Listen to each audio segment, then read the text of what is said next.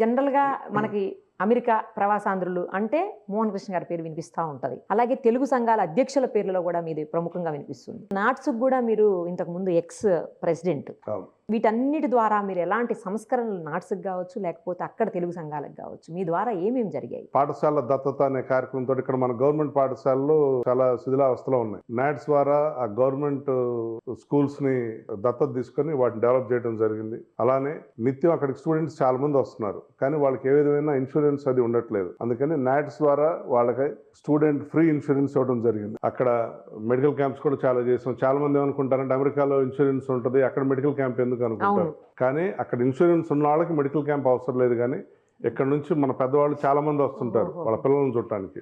వాళ్ళు ఎవరికి ఇన్సూరెన్స్ ఉండదు. అలా ఇన్సూరెన్స్ లేని వాళ్ళ కోసం కూడా అక్కడ అనేక మెడికల్ క్యాంప్స్ స్టార్ట్ చేస్తాం. ఇలా నాట్స్ ద్వారా ఎన్నో కార్యక్రమాలు చేయటం జరిగింది.